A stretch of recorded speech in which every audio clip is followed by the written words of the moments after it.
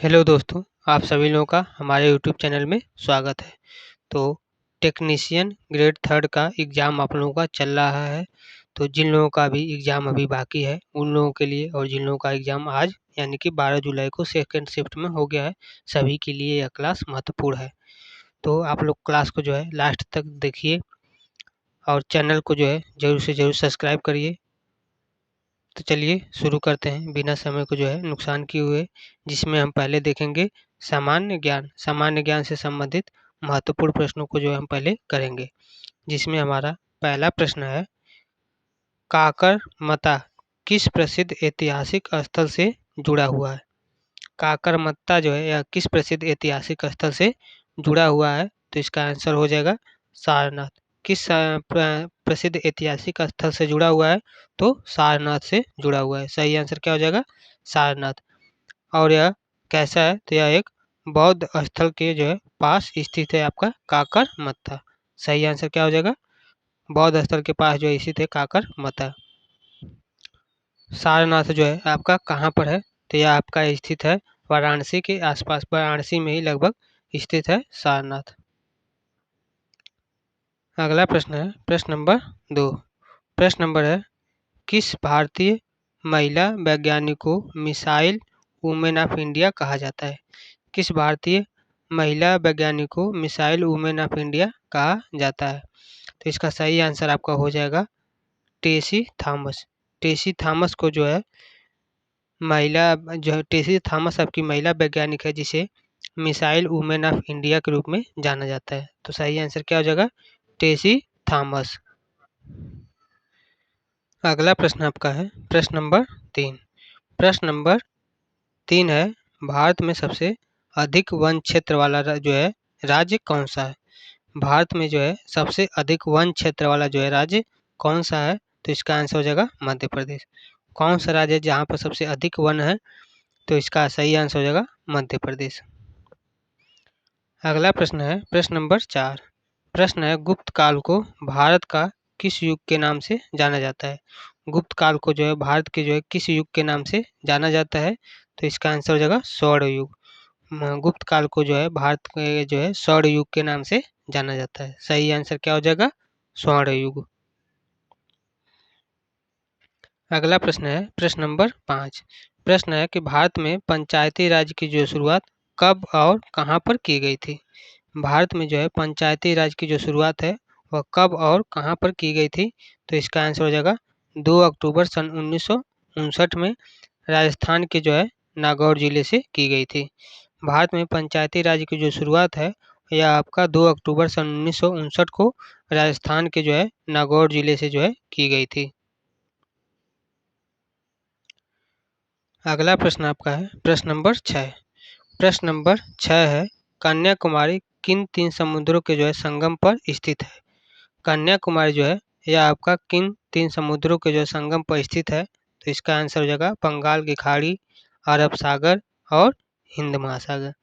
कन्याकुमारी जो है आपका यह किन 3 समुद्रों के जो संगम पर स्थित है?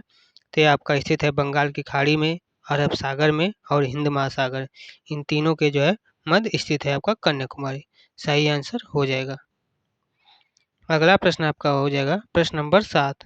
प्रश्न नंबर 7 है, लोकसभा की जो है अधिकतम सदस्य संख्या कितनी हो सकती है? लोकसभा की जो है अधिकतम सदस्य संख्या जो है यह कितनी हो सकती है? तो इसका आंसर हो जाएगा 552। लोकसभा की जो है अधिकतम सदस्य संख्या जो है आपका 552 हो सकती है। सही आंसर क्या हो जाएगा? 552। अगला प्रश्न हम देखते हैं, जिसमें हमारा है प्रश्न नंबर 8। प्रश्न नंबर 8 है, नंद वंश का अंतिम शासक कौन था? नंद वंश का जो है अंतिम शासक कौन था? तो इसका सही आंसर क्या हो जाएगा? धन नंद। धन नंद जो है नंद वंश का अंतिम शासक था। सही आंसर क्या हो जाएगा? धन नंद। अगला प्रश्न आपका है प्रश्न नंबर 9। प्रश्न नंबर 9 है, न्यायपालिका संविधान के जो है किस भाग में वर्णित है? न्यायपालिका जो है यह आपका संविधान के किस भाग में वर्णित है? तो इसका आंसर हो जाएगा भाग 5। भाग 5 में जो है आपका न्यायपालिका संविधान के जो है भाग 5 में वर्णित है। सही आंसर क्या हो जाएगा? भाग 5। तो अगला प्रश्न हम देखेंगे जिसमें हमारा है प्रश्न नंबर 10। प्रश्न नंबर 10 है कि भारत में न्याय के अधिकार का जो है मूल अधिकार कौन से जो है अनुच्छेद में है। भारत में जो है न्याय का जो अधिकार है वह मूल अधिकार के जो है कौन से अनुच्छेद में है। तो इसका सही आंसर हो जाएगा आपका अनुच्छेद 32। अनुच्छेद 32 में जो है आपका न्याय के अधिकार के बारे में जो है बात की गई है। तो सही आंसर क्या हो जाएगा अनुच्छेद 32 यानी कि आर्टिकल 32। इसमें जो है आपकी रीट से हेतु सुप्रीम कोर्ट जाने के जो है अधिकार दिए गए हैं। अब हम देखेंगे करंट अफेयर से संबंधित महत्वपूर्ण प्रश्न, जिसमें हमारा अगला प्रश्न है प्रश्न नंबर 11। प्रश्न नंबर 11 है कि हाल ही में लॉन्च हुआ बिस्किट भारत @2047 पोर्टल किससे संबंधित है। हाल ही में जो है लॉन्च हुआ हाल ही में लॉन्च हुआ विकसित भारत @2047 पोर्टल किससे संबंधित है। तो इसका आंसर हो जाएगा 2047 तक भारत को विकसित राष्ट्र बनाने की जो योजना है उसको कहेंगे विकसित भारत @2047। तो सही आंसर आपका यही हो जाएगा। अगला प्रश्न आपका है प्रश्न नंबर 12। प्रश्न नंबर 12 है भविष्य पोर्टल किस मंत्रालय से संबंधित है। भविष्य पोर्टल जो है आपका किस मंत्रालय से संबंधित है। तो इसका आंसर हो जाएगा कार्मिक मंत्रालय से, यानी कि पेंशन मामले के जो मंत्रालय है उससे आपका संबंधित है भविष्य पोर्टल। अगला प्रश्न आपका है प्रश्न नंबर 13। प्रश्न नंबर 13 है भारत का पहला वुमेन एम्प्लॉयमेंट इंडेक्स 2025 किस जो है संस्था ने जारी किया है। भारत का जो है पहला वुमेन एम्प्लॉयमेंट इंडेक्स 2025 किस संस्था ने जो है जारी किया है। तो इसका आंसर हो जाएगा नीति आयोग ने। नीति आयोग ने जो है भारत का पहला वुमेन एम्प्लॉयमेंट इंडेक्स 2025 जो है जारी किया है। अगला प्रश्न हो जाएगा प्रश्न नंबर 14। प्रश्न है 2025 में भारत ने किस देश के साथ ग्रीन हाइड्रोजन कॉरिडोर बनाने पर जो है सहमति की है। 2025 में भारत ने जो है किस देश के साथ ग्रीन हाइड्रोजन कॉरिडोर जो है बनाने की सहमति की है। तो इसका आंसर हो जाएगा ऑस्ट्रेलिया। ऑस्ट्रेलिया देश के साथ जो है भारत ने ग्रीन हाइड्रोजन कॉरिडोर जो है बनाने की सहमति की है। अगला प्रश्न है प्रश्न नंबर 15। प्रश्न नंबर 15 आपका है हाल ही में भारत का कौन सा बंदरगाह डीपेस्ट पोर्ट के रूप में जो है विकसित हो रहा है। हाल ही में जो है भारत का कौन सा ऐसा बंदरगाह है जो कोई डीपेस्ट पोर्ट के रूप में जो है विकसित हो रहा है। तो इसका आंसर आपका हो जाएगा विशाखापट्टनम। विशाखापट्टनम पोर्ट यानी कि विशाखापट्टनम बंदरगाह जो है इस समय सबसे तेज़ी से डीपेस्ट पोर्ट के रूप में विकसित हो रहा है।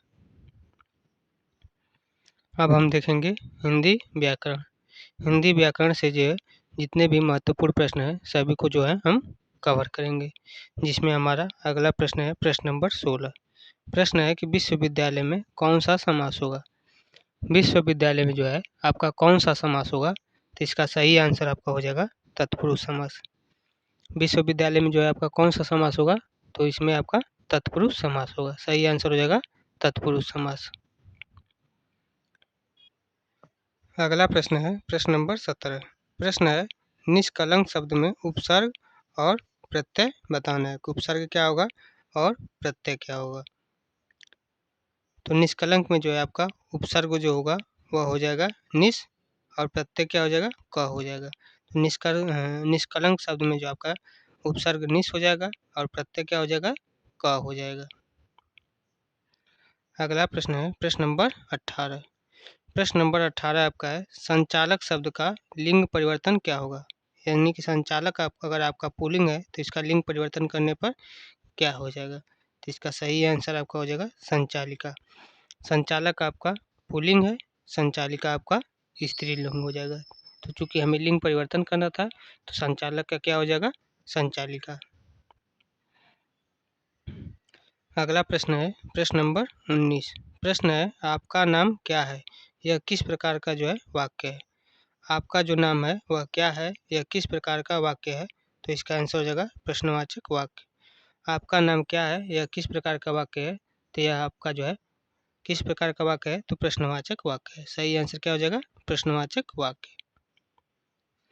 अगला प्रश्न है प्रश्न नंबर 20। प्रश्न है भविष्यतः शब्द में कौन सा लकार है। भविष्यतः में जो है आपका कौन सा लकार होगा, तो इसका आंसर हो जाएगा लिट लकार। भविष्यतः में जो है आपका कौन सा लकार होगा, तो लिट लकार हो जाएगा।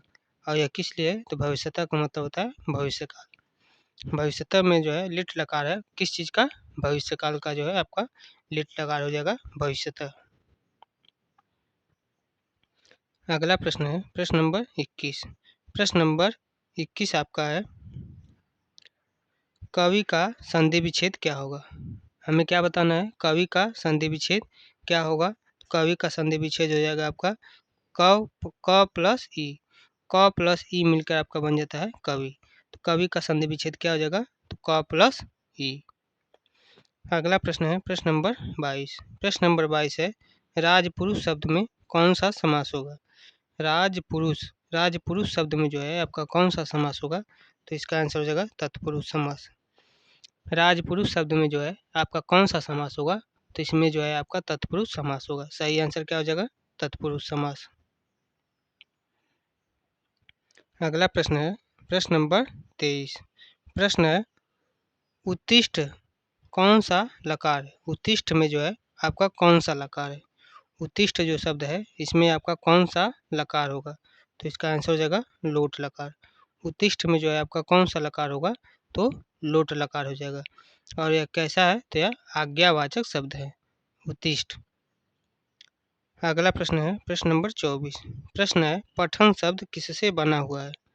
पठन शब्द जो है यह आपका किससे बना हुआ है, तो इसका आंसर हो जाएगा पढ़ प्लस ठ से आपका बना हुआ है पठन।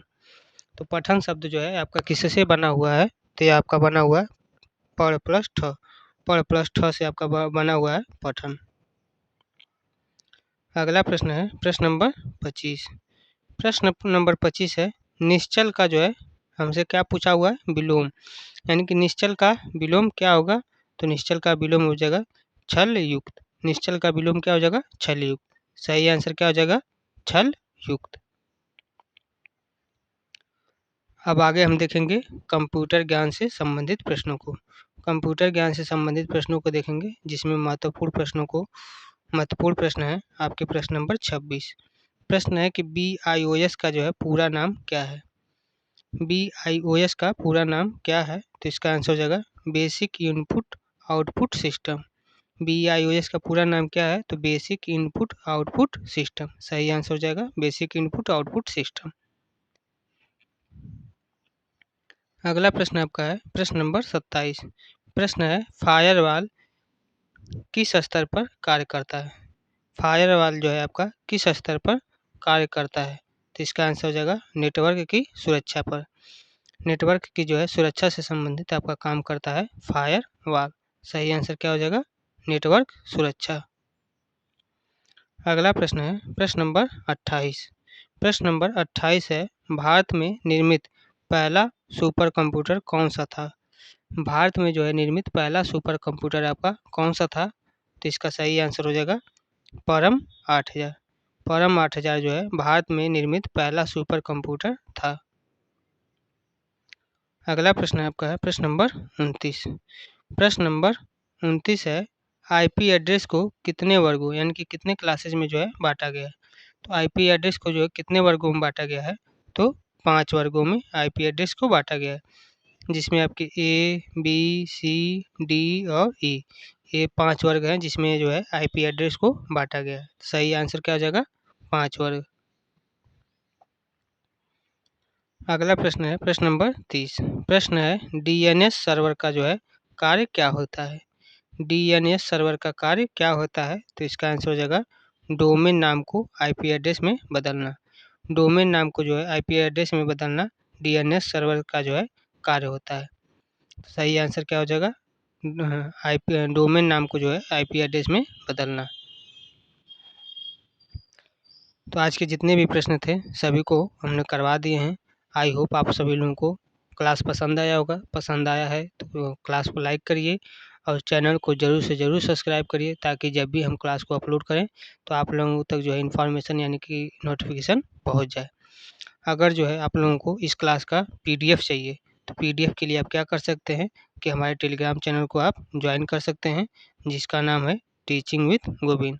वैसे टेलीग्राम चैनल का लिंक जो है हम डिस्क्रिप्शन में दे देंगे, वहाँ से भी आप हमारे टेलीग्राम चैनल को ज्वाइन कर सकते हैं और वहाँ से आप पीडीएफ डाउनलोड करिए और पीडीएफ को जो है पढ़िए, रिवीजन करिए और सिलेक्शन को लीजिए। आज के लिए बस इतना ही। जय हिंद, जय भारत।